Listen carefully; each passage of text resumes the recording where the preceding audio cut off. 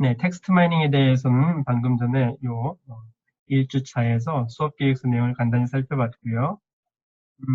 여기 텍스트 마이닝 위키피디아에 설명이 있네요. 그래서 이 텍스트 마이닝 보시면 조금 전에 얘기했던 것처럼 텍스트 캐티고라이제이션, 텍스트 클러스터링 이런 문제가 가장 중요하다. 센티먼트 어널리시스는 우리가 동영상으로만 수업했을 때 추석 때였나요? 그때 센티먼트 어널리시스에 대한 1시간 강의 자료를 올려줬었고요. 또 이제 문서 요약 이런 부분.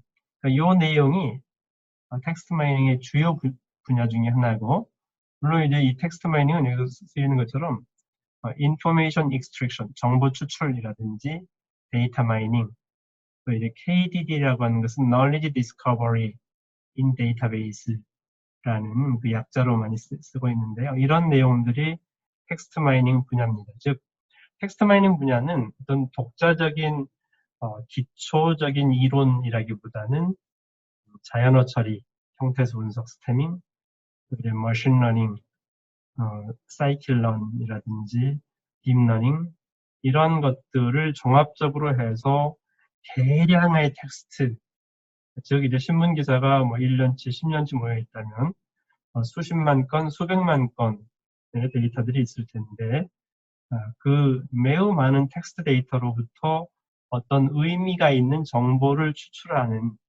여기에 포커싱을 한 그런 이제 분야가 텍스트 마이닝인 거죠. 따라서 이제 대용량의 텍스트에서 의미 있는 가치 있는 정보를 뽑아내려면 정보 검색 기법에 의해서 어떤 A, B, C 키워드가 포함된 것들만 일단 검색을 한 다음에 클러스터링을 하기도 하고 클래시피케이션을 하기도 하고 요약을 하기도 하고 또 이제 감정 분석을 하기도 하고 이런 내용들이 종합적으로 텍스트 마이닝 분야에 속하는 거지. 그래서 잠깐 텍스트 마이닝에 대한 설명을 했고요. 그러면 데이터 마이닝, 데이터 마이닝도 이제 여기 위키피디아에 설명이 잘 돼 있어서 간단히 보시면 데이터 마이닝도 텍스트 마이닝 분야는 비슷합니다. 매우 많은 데이터들로부터 어떤 가치가 있는 정보를 찾아내는 게 데이터 마이닝인 거죠. 그래서 이제 그런 마이닝 기법으로는 정보를 찾는 기법으로 머신러닝이라든지 통계학적 기법이라든지 데이터베이스를 사용하기도 하고요. 이렇게 이제 여기서는 이제 데이터 마이닝은 전반적인 데이터를 다루고 있기 때문에 여기 뭐 텍스트 뭐 이런 얘기는 없네요. 또 이제 비주얼라이제이션도 포함돼요. 이건 텍스트 마이닝에도 포함되는 문제고요. 데이터들을 의미가 있는 것들을 여러 가지를 찾았을 때 그것들 이제 시각적으로 보기 좋게 만들어주는 디스플레이 해주는 그게 이제 비주얼라이제이션 부분이고요. 그러려면 이제 인포메이션 프로세싱이라고 했는데 이것도 이제 정보 검색 관련 분야.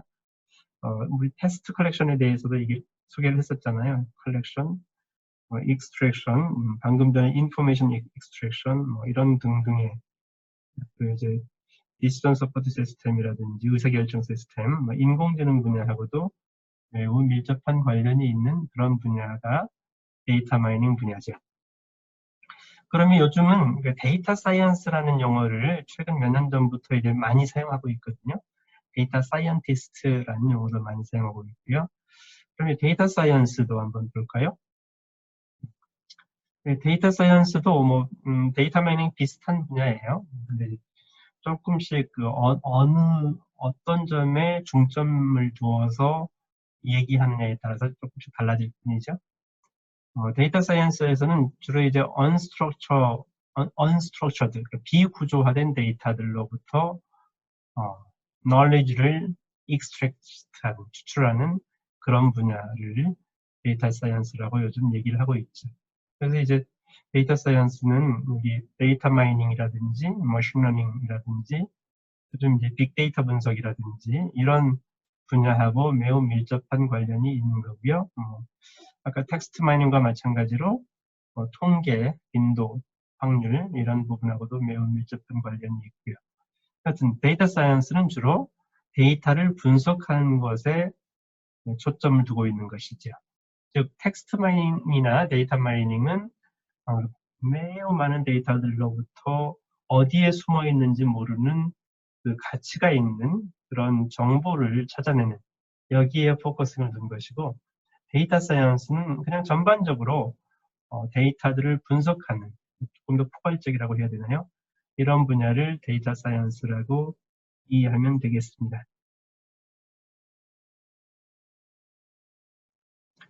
다음은 문서 요약 부분인데요.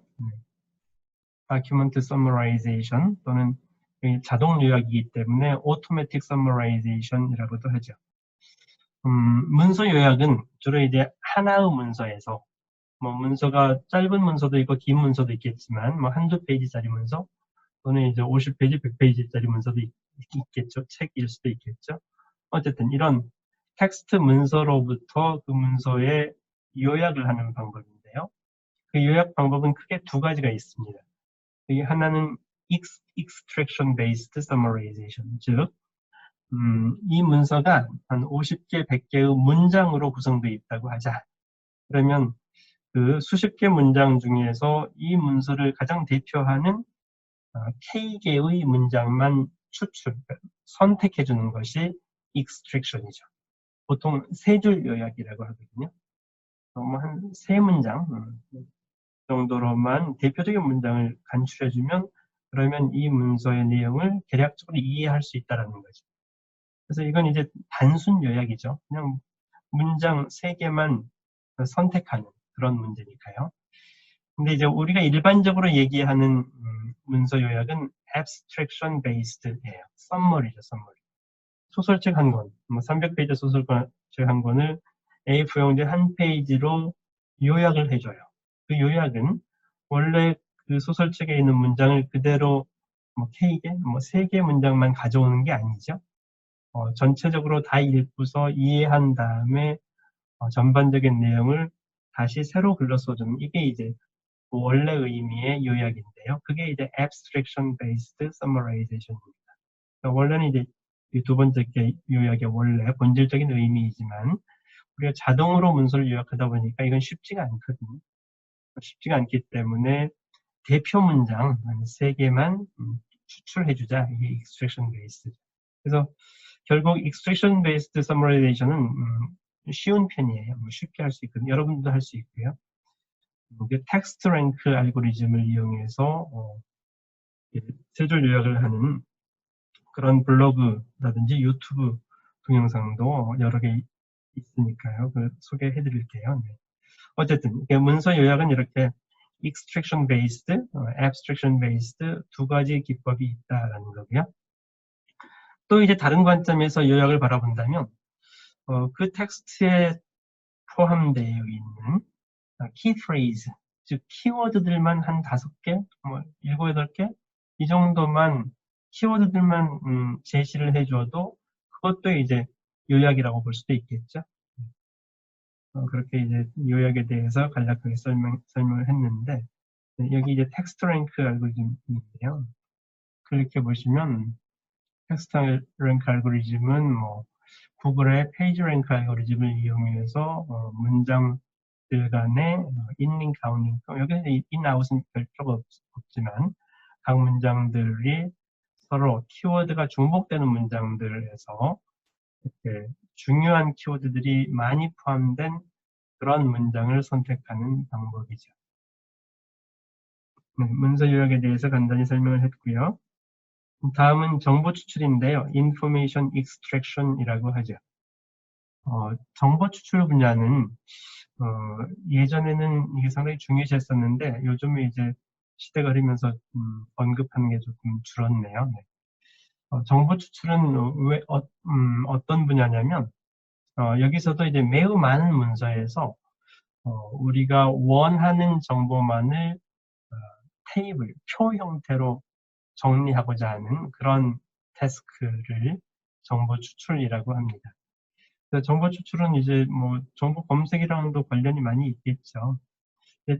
정보 추출 분야가 한때 중요했던 이유가 뭐냐면 그 뉴욕에서 테러가 발생했었잖아요. 9.11 테러. 그 테러가 발생했을 때 테러리스트 관련된 정보들을 쭉 일목요연하게 이렇게 만들어주고 싶은데 10년, 20년 동안 신문 기사라든지 뭐 어떤 회의에서 언급된 내용들이라든지 많은 자료들로부터 그래서 테러리스트가 즉 누가 테러리스트가 언제 몇 년 몇 월 며칠에 어디에서 뉴욕에서 무엇을 했다. 그때 이제 사상자가 몇 명이었고 뭐 어쩌고저쩌고 이런 내용들 그래서 이제 테이블의 항목을 누가 언제 어디서 이게 이제 가장 기본적인 거거든요. 이런 그 데이터베이스 테이블처럼 테이블 표를 만들어 놓고서 매우 많은 뉴스 기사 등등 그 텍스트 파일들로부터 그 표의 attribute에 해당하는 누가 언제 어디서 attribute에 해당하는 것들만 찾아서 그 표를 채워주는 그런 태스크를 정보 추출, information extraction이라고 합니다. 정보를 추출하려면 이게 텍스트 문서에서 필요한 누가 언제 어디서 PLO라고도 하거든요. Person, Organization, Location, Time, Date 이게 5가지 항목인데 Person, Location, Organization, Time, Date 이 5가지 주로 항목에 대해서 그 테이블 표를 채워주는 이런 문제라고 생각을 하면 되겠습니다. 그러려면 텍스트 문서들로부터 그 해당 필요한 요소, 필요한 attribute의 value만 찾아와서 채워져야 되기 때문에 다이어너 처리가 매우 중요한 그런 이슈가 되는 거죠. 형태수 분석이라든지 파르싱이라든지 이렇게 정보 추출에 대해서 간략하게 설명을 했고요. 다음 마지막으로 차원 축소에 대한 얘기를 할게요. 차원 축소에 대해서 방금 전에 조금 얘기를 했었는데 문서 벡터를 만들 때 문서 벡터를 만드는 방법이 여러 가지가 있는데요. 예전에 딥러닝 이전에는 TF-IDF를 가지고 여러분들 그 사이클론에서 TF-IDF 벡터라이저 사용해봤잖아요. 그걸 이용해서 벡터를 만들 수가 있어요.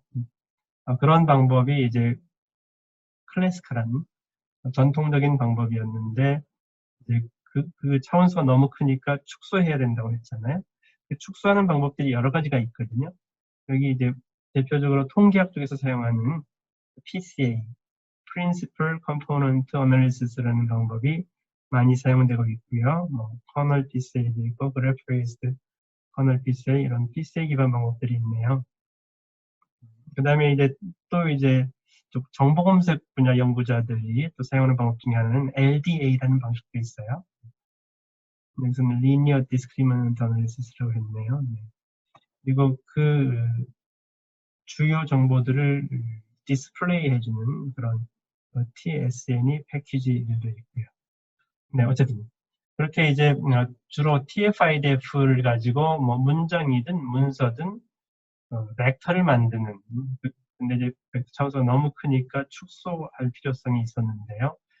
딥러닝 기법에서는 그 TF-IDF가 아니라 워드 임베딩, 문장 임베딩, 문서 임베딩, 그 임베딩 기법을 이용해서 차원수를 축소를 하게 됩니다. 그래서 이제 여러분들이 딥러닝에 대해서 따로 공부를 한 학생들도 많이 있는 것 같은데 그때 이제 워드 투 백이라든지 요즘 버트, 알버트 이렇게 임베딩 기법을 이용을 하면 그 차원수를 지정해 줄 수가 있거든요. 차원수를 300차원 또는 500차원을 가장 많이 사용하는데 그때 이제 그 워드 임베딩 기법에서 함수를 호출할 때 임베딩 함수를 임베딩을 할 때 그 차원수를 지정을 해주면 그 차원수로 축소를 해서 벡터를 만들어줍니다. 그래서 이제 워드 투 벡 여러분들도 이제 테스트를 해보셨을 텐데 워드 투 벡에서도 워드 투 벡은 이제 임베딩 그 워드 투 벡 엔진을 이용해서 대용량 텍스트를 주면 각 단어들에 대해서 단어 벡터를 만들어주는 거거든요.